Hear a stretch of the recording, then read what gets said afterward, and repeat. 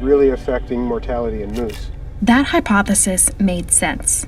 White settlers and their descendants had hunted the state's native elk and caribou out of existence. So when we saw this decline, it was a very immediate decision that we need to understand what's going on and if that decline can be reversed. To figure out what was happening, Seth and All right, Shalom. I want to start by giving all praise, honor, and glory unto Yahweh, Shema, Shabbat, Shema, Kakwadash. Double honor to the apostles and elders of Great Millstone. Shalom to all the I came out there pushing the word in sincerity and in truth.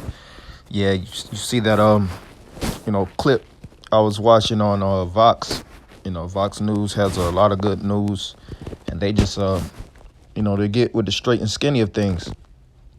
And as you look at the you look at these different videos of declining populations of, that for example was elk, moose. If you look at the bison population, you look over there in Africa, you look at Bengal tigers. Really not Africa with the tigers, but lions, hyena population, hippopotamus population, the big cats. All throughout the earth, when you look at these different animal species, even in the aquatic realm, everything is quote unquote endangered. There's a scarcity of these different animals, and all fingers points to, like what the narrator was saying in that video, is white settlers, colonizers. All right, when Esau started to march through the breadth of the face of the earth, he brought with them the spirit of death. All right. When they first touched down to the Americas. And this is a fact. This isn't, my speculation and my theory. This is hardcore truth, and everybody knows it.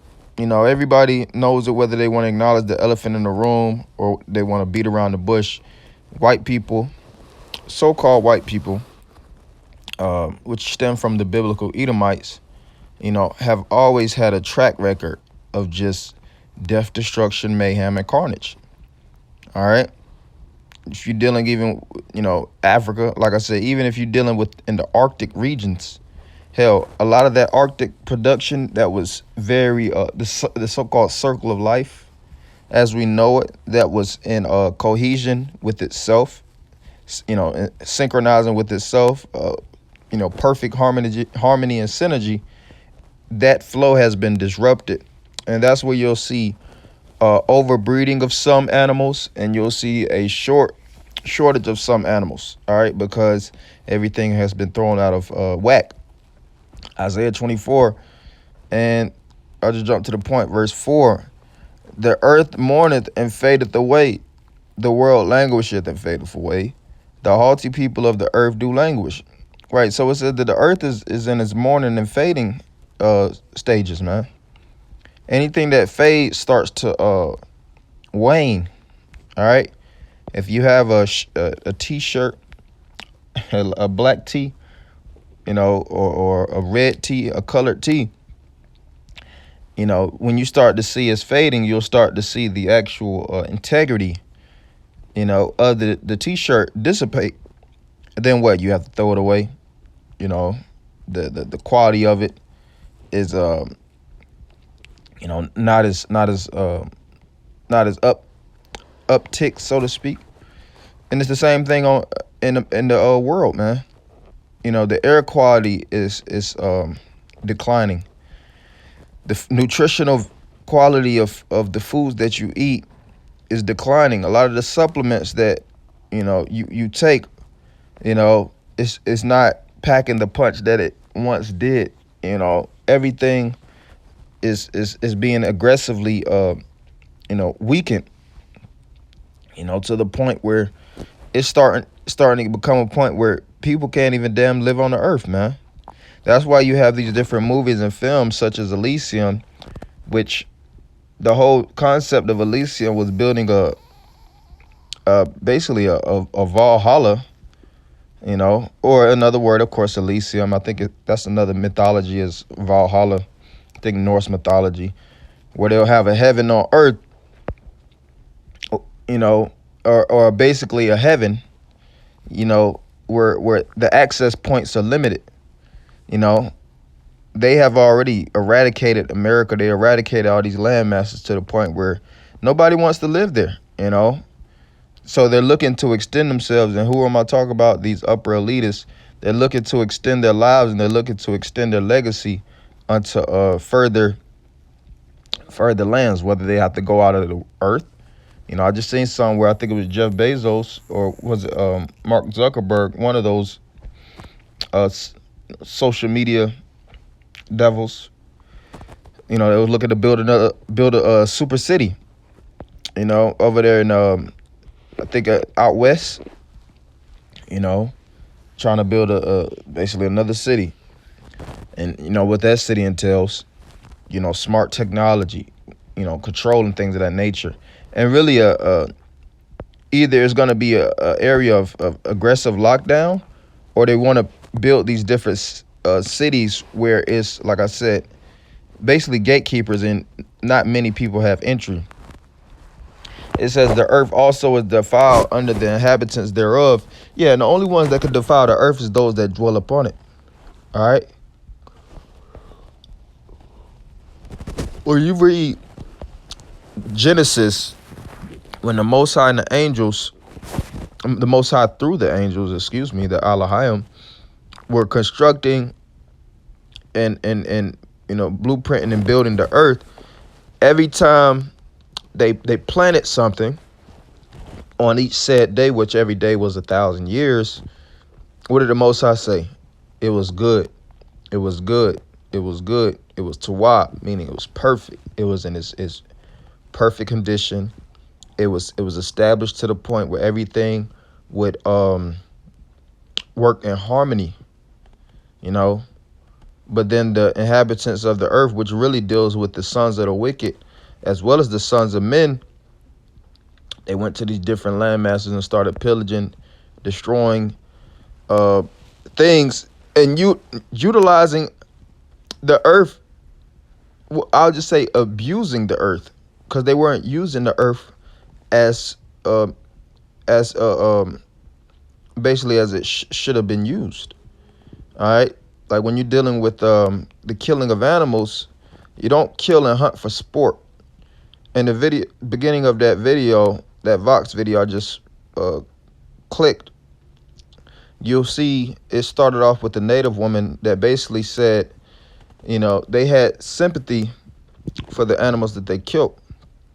If they were, you know, she was a moose hunter. She grew up, you know, killing animals and things of that nature for the strict reason of consumption. Outside of that, they weren't just killing. Now, when this devil started to march throughout these different lands, they would hunt for sport. You know, they would just kill and leave it there, or kill just to get the biggest antlers. You know, kill just to get their numbers up. And that type of spirit and that vibration has caused death in the earth.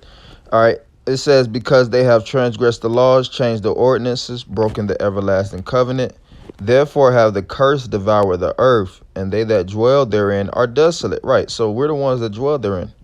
We're desolate. Therefore the inhabitants of the earth are born, and few men left. Right.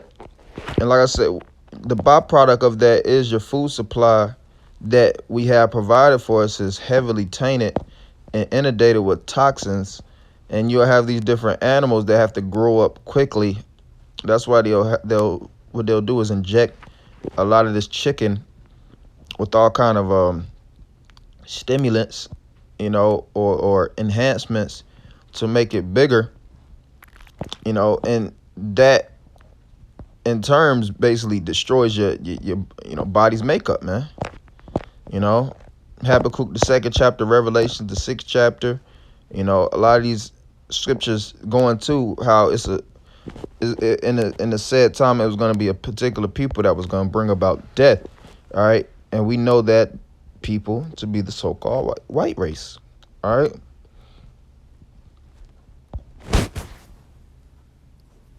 Bear with me. It's Revelation 6 and 8. And I looked, and behold, a pale horse, and his name that sat on him was Death, and hell followed him, and power was given unto them, What would that power come from? The power of the sword. All right. Like I said, the colonizers, when these devils started to colonize and go to these march through the breadth of the earth to possess theirs which aren't, like I said, to possess theirs, the lands which aren't theirs, they did just that. They took lands, killed the natives, you know, and established their own system on top of a land that was already established and called themselves the establishers. That's where in America we have what? The founding fathers. When we speak about the founding fathers, nobody thinks about Native American war chiefs or the first Native settlers. When we think about the founding fathers, we think about George Washington. We think about the other devils, you know, that were in cahoots with his program, or the American program, you know, because of course George Washington was, you know, one of the many pawns in America, you know, that sat in the seat of power. It says, "In his name that sat on him was death, and hell followed with him, and power was given unto them over the fourth part of the earth to kill with the sword, and with hunger, and with death, and with the beasts of the earth." Right. And that's not talking about an actual horse that's gonna come from the abyss of the unknown, that's gonna start galloping, you know, and right when you walk past you, your body just transitions to a damn skull, you know, a skeleton. That's the furthest thing from the truth.